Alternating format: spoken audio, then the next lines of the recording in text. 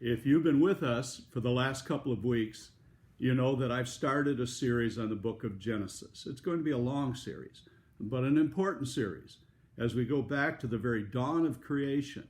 Recently, I looked at the 6 days of creation, and yes, I believe they are literal 24-hour days. As a follow-up to that, I'd like to address the theory of evolution because the vast majority of the world doesn't believe that God created the earth and all that's on it and all the people in 24-hour days, 6 of them. They believe that there is something called evolution.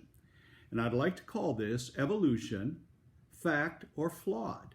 And I would like to look at the flaws in the theory of evolution.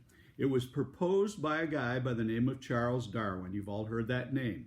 In 1859, he called his book The Origin of the Species. And in that book, he talked about how people are the result of evolution through natural selection, the survival of the fittest. And he said, given enough time, anything is possible. And he explained how we could have come into existence without a creator. People jumped all over his theory because finally, for those that didn't believe in a God, it gave them a way to explain how we got here, how we could have a creation without a creator. But the theory is still that, a theory, and it is an unproved theory. Let me quote some of the people that are not necessarily advocates of biblical creationism. Most of the people I will quote will be scientists who are not creationists. Most of them are evolutionists.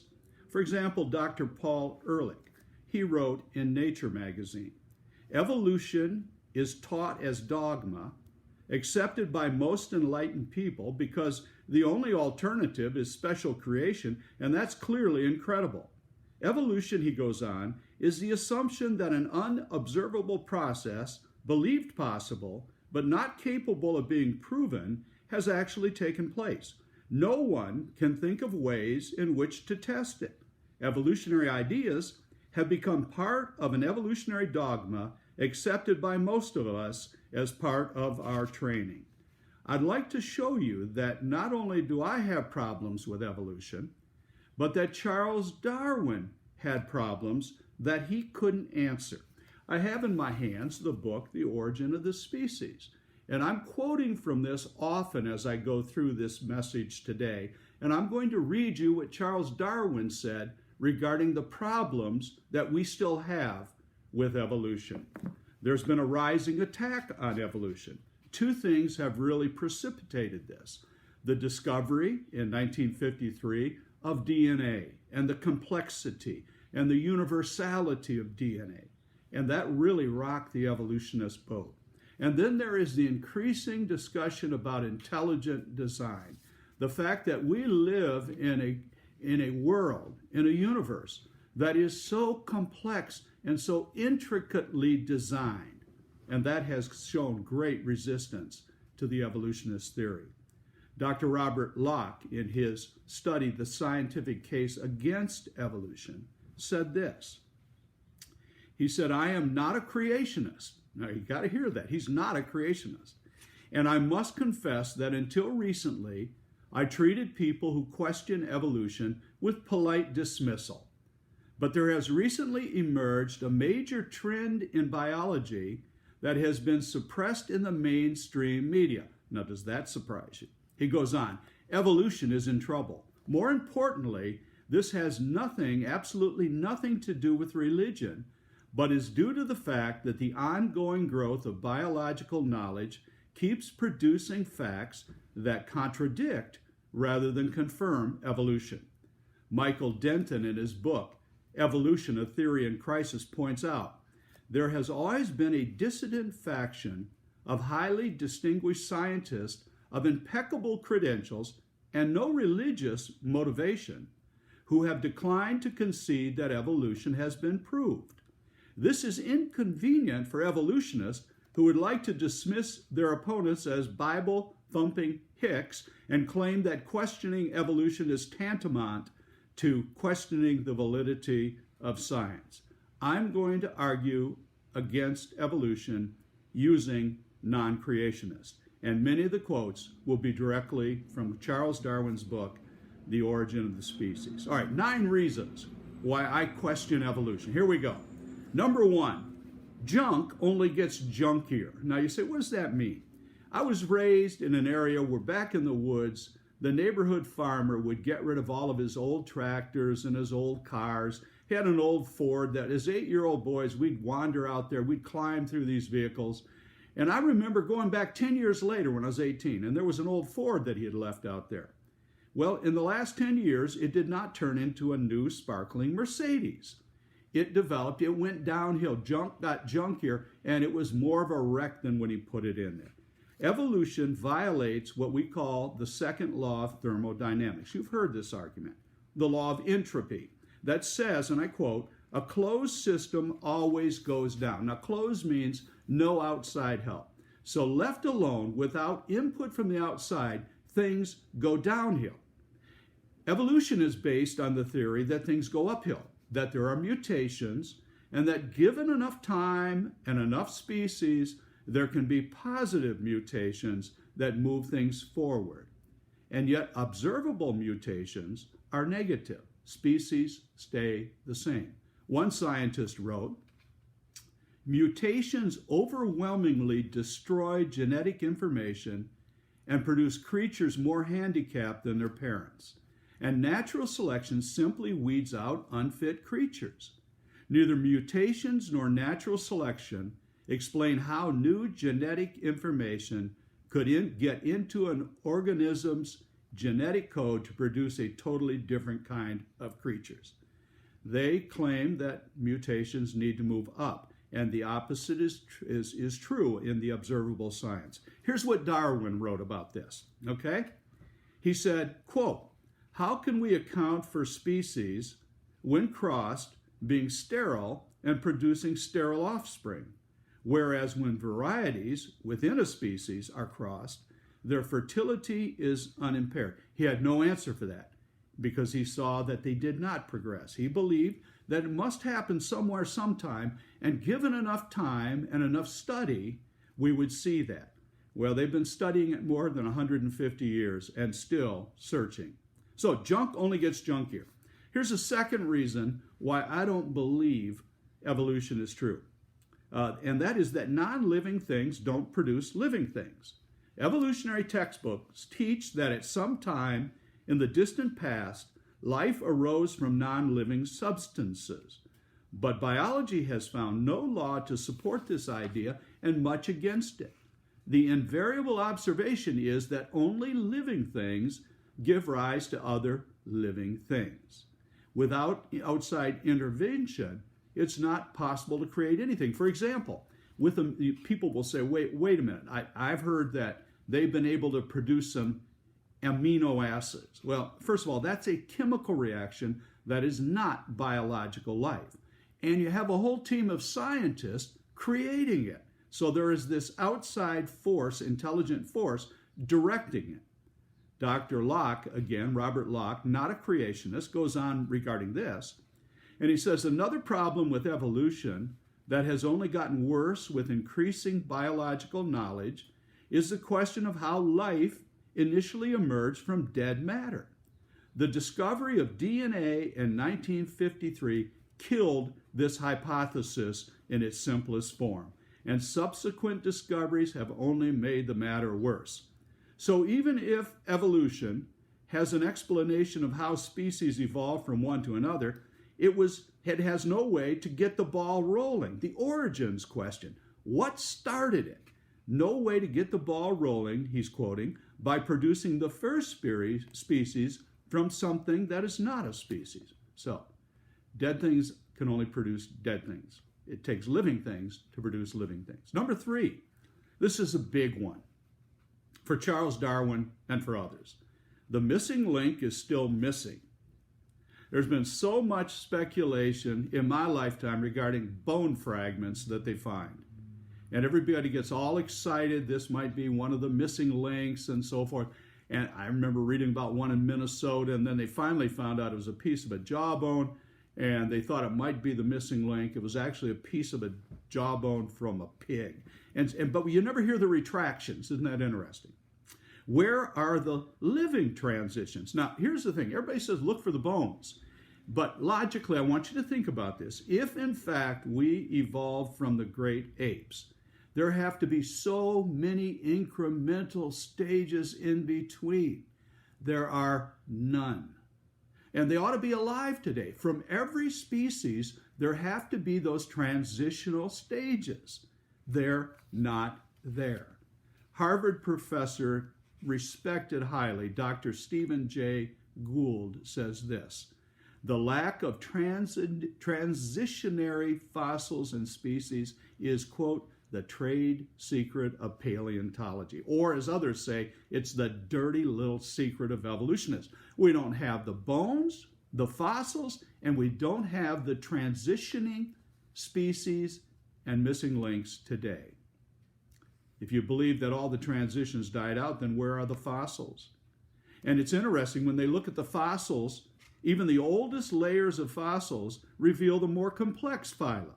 And there's an explosion in the Cambrian layer of fossils. And it shouldn't be. It should be gradual. But that's not the way it rolls. Evolutionist Dr. David Kitts writes in the journal Evolution observing this. He said, despite the bright promise that paleontology provides a means of seeing evolution, it has provided some nasty difficulties for the evolutionist, the most notorious of which is the presence of gaps in the fossil record. Evolution requires intermediate forms between species, and paleontology does not provide it. And then there's the question of, okay, if we are going to transition very gradually, the idea of incremental evolution does not work. Let me just take a very simple example. If you have a land creature that's going to transition into a bird, you say, well, what happens? Well, one day they spout a feather. Well, the problem is it can't fly away with just one feather or 3 feathers. They need full wings. And so the incremental evolution does not work. Darwin saw this. So let me go back to my original source, Charles Darwin.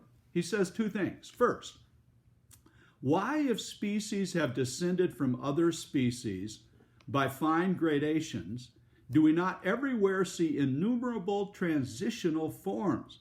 Why is not all nature in confusion instead of the species being as we see them well defined? Secondly, he said, can we believe that natural selection could produce, on the one hand, an organ of trifling importance such as the tail of a giraffe, which serves as a fly swatter, and on the other hand, an organ so wonderful as the eye?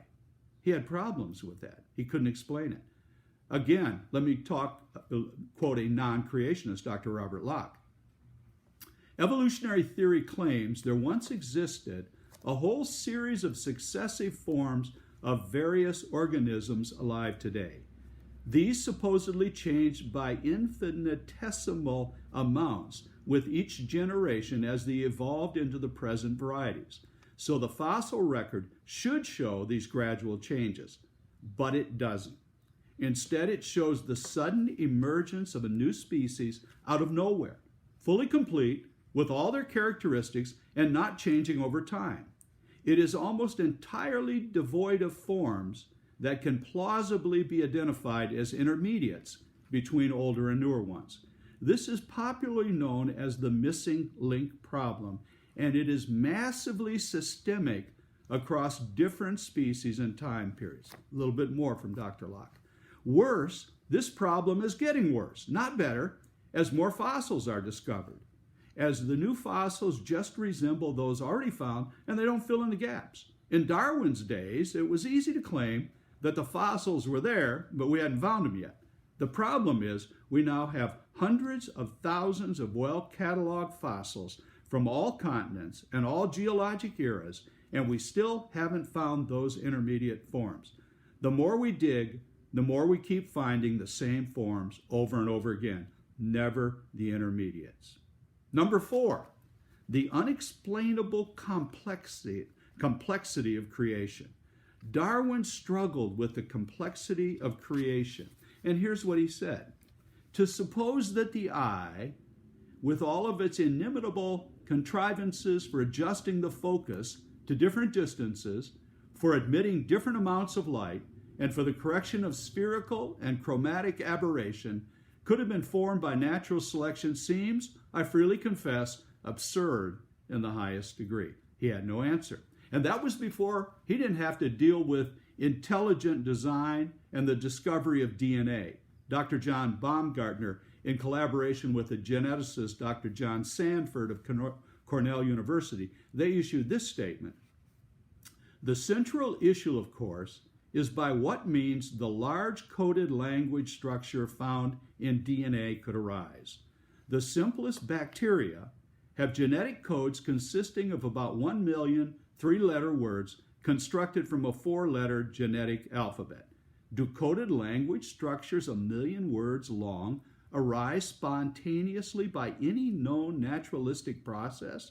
Is there anything in the laws of physics that suggest how structures might appear in spontaneous fashion? He had no answer. Charles Darwin also struggled with beauty, the existence of beauty that served no purpose, because natural selection would say it would have to have a purpose to continue on. I'm only going to read what he said and make no comments. I think he sums up his problem very well. He says, and all of this is in his book, Origin of the Species, the foregoing remarks lead me to say a few words on the protest lately made by some naturalists against the utilitarian doctrine that every detail of structure has been produced for the good of its possessor. They believe that many structures have been created for the sake of beauty, to delight man or the creator, and then he says, but this latter point is beyond the scope of scientific discussion. By the way, pause here. That's their cop-out. Stephen Hawking does this, Einstein does this. They will not go into the origin, the original origin. They say it is beyond the scope of our discussion. And in our minds, that's the big question. And he goes on, or for the sake of mere variety, a view already discussed. Such doctrines, Darwin says, if true, would be absolutely fatal to my theory. In other words, if beauty is there for no other purpose than for us to enjoy it, he said it's fatal to my theory. I truly admit that many structures are not of any direct use to their possessors and may never have been of any use to their progenitors.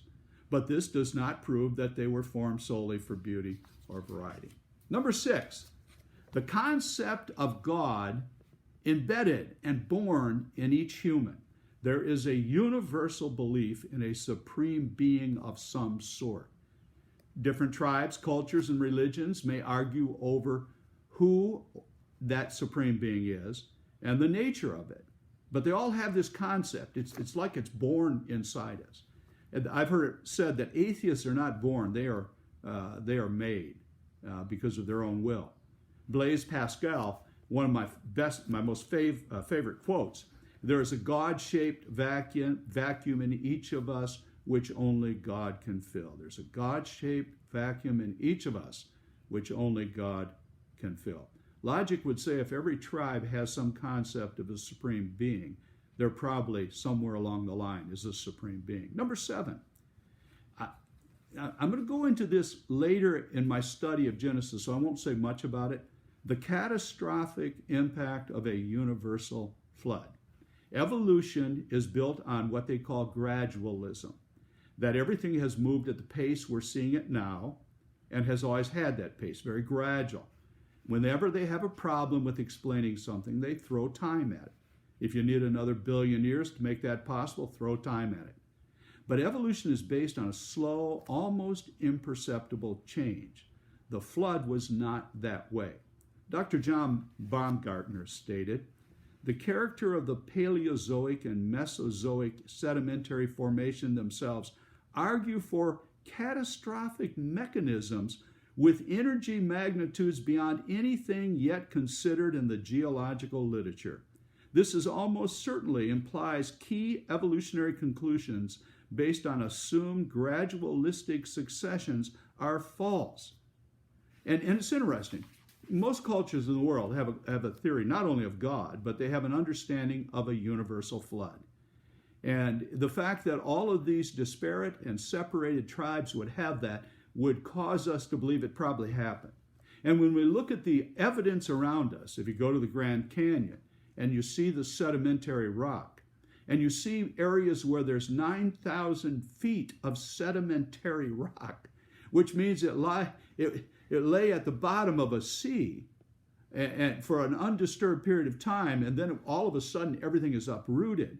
You say, what happened? And you look at that canyon a mile deep and you say, the Colorado River cut that? Well, not the Colorado River we see today. And then there are the problems of the fossils of sea creatures, seashells, on the top of the highest mountains, which meant that they used to be underwater, which also leads toward the view of the universal flood. And then there are the Siberian mastodons. If you bought a piano in the 1800s, the keys of that were made of ivory, but they were from the tusk of these mastodons that they were digging up. They estimate there were 20 million of them, and from what they can see, they all died at once, at one time. Something happened, and it appears they suffocated. And some of them so well preserved that they would eat the meat of these that were frozen in that tundra. And they would find tropical vegetation in their mouths and in their stomachs. And they found them huddled together on the highest places. Sure leans toward a universal flood. And then there's the extinction of the dinosaurs. And what caused that? Well, the flood certainly could have, because the whole world, we're going to see when we get into the flood in the 6th and 7th chapters of Genesis, you'll see that the world was different before the flood.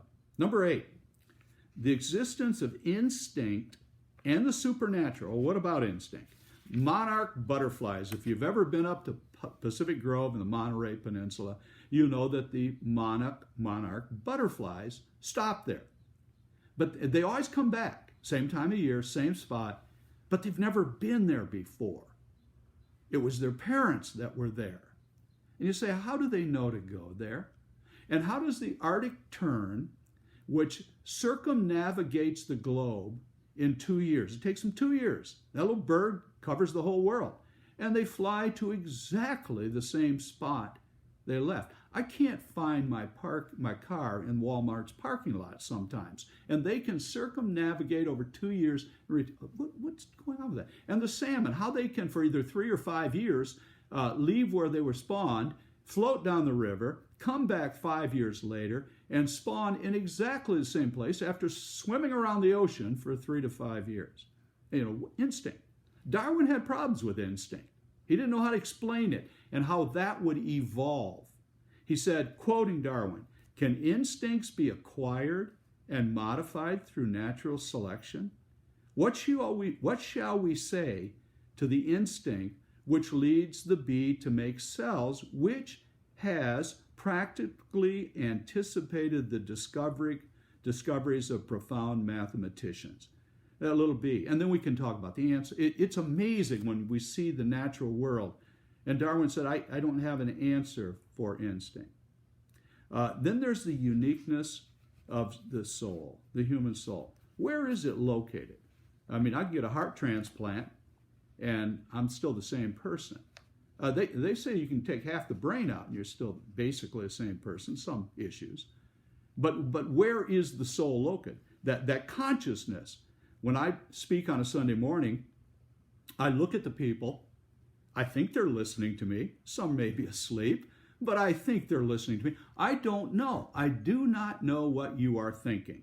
I'm looking at Kevin right now. He is producing this, and yet I don't know what he's thinking. He's got avocado groves, and he's probably thinking about all of that, or he's thinking about, I don't know. Only we know what we are thinking. We have a consciousness.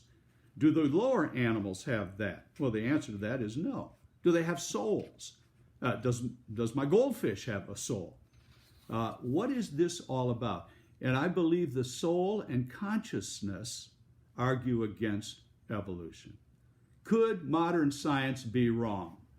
Well, Isaac Newton was the hero for about 300 years, I should say. Newtonian physics, until this rascal Albert Einstein came along 300 years later and changed so much of our thinking regarding that.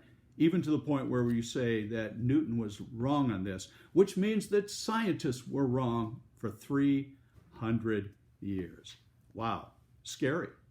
All right, here's what I'm going to say. I just read 9 things that I believe challenge the theory of evolution. Unfortunately, it is being taught as fact, and biblical creationism is not even being taught in our school systems as a possible alternative. I believe it's not only the possible alternative, I believe it is the superior alternative. Let me take those 9 problems and tell you what happens when I bring God into the mixture. Number 1, the second law of thermodynamics, that junk only gets junkier. I don't have a problem from my point of view because we didn't need to evolve. God created us in his image. And by the way, I'm going to speak on that. What does, when I get to it, what does it mean to be created in the image of God? And what does that mean in today's society and the issues in the culture wars? We're going to get to that. Second law of thermodynamics. We were created in the image of our Creator. We are not the result of 5 billion years of evolution. Number 2, spontaneous generation out of nothing. In other words, you can't get life out of dead things.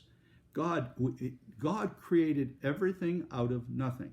When you bring a creator into the picture, then you have the answer to this question. It is more reasonable for me to believe that there is a God. I mean, I've experienced his presence in my life. I've seen his work. I've read his prophecies. I've studied his word. And for me, that makes far more sense than to think that all of this just sort of happened. Number 3, the missing links. It's been 150 years or so since Darwin said, eventually they're going to find them. We haven't found them, and we don't see the missing links walking around the forest, crawling through the swamps, or walking on the streets of our cities. We still have none of them. It's not like we have a few things. We have nothing, and everybody's been searching for them. And then the order and complexity. How could something so complex be designed by chance or just happen by chance? I believe we have an intelligent designer. I marvel at the design in God's creation. And Kevin and I, just before we started this, he was telling me stories about some insects and the complexity. He's quite a student of these things. And we just marvel at how they do things instinctively, and it's embedded in them. And then there's the question of purposeless beauty. Why is there beauty in the world that serves no purpose? God loves the beautiful. God created it for our pleasure. When we see a sunset, I was looking at my Facebook account, and I see all these posts about a sunset that happened in Southern California last night. I didn't see it, but many did. And it was spectacular. Served no purpose, I believe, than God just saying, I love you, and here's something pretty to look at. Number 6, the universal concepts of a God. Well, we look at it and we'd say, yeah, because mankind is created in God's image. And there's a little bit of that in every single person. And so every society understands there's somebody out there, something out there greater than them. Number 7, the evidence of a flood. Well, the Bible says one occurred, and it said it covered everything. It said the mountains were pushed up, the oceans were pushed down. It gives an explanation for all that we see in geology. Number 8, instinct and the supernatural. I didn't say much about the supernatural, but Darwin wouldn't be able to explain some of the things that we see that appear to be beyond the natural. I have no problem with that. I have a supernatural God. If you start with a supernatural God and you look at life as we see it and all that goes on around us, it makes perfect sense. And I just applaud God, his ability to embed instinct in the smallest creatures, that they just instinctively do that. And then lastly, evolutionists, how do they explain consciousness and the soul of each person? They say, it's really hard to explain how a soul could evolve and how consciousness could evolve, especially because most things evolve downward. How could that happen? Well, that's because God created us in his image. He breathed the breath of life into us. He gave us an eternal soul, And he said, for those who trust me as their Savior, you will be with me for all eternity. Having said that, I can't wait for that to happen. God says you can't explain, you can't even imagine the glory that awaits you. I look at this incredible world, and then I realize God says, you haven't seen anything yet. Wait till you see what I have in store for you.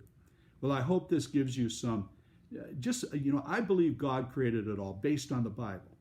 But I also know people are struggling with, is there an answer to the evolutionists? I've tried to give you 9. I did it very quickly, by the way, and I knew that I only had about 30 minutes. And I would encourage you to really dig into this and make sure you settle this issue. And understand that your kids and grandkids are being taught that this is settled science, proven facts, and it isn't. And even the evolutionists that are honest with us will admit that to people.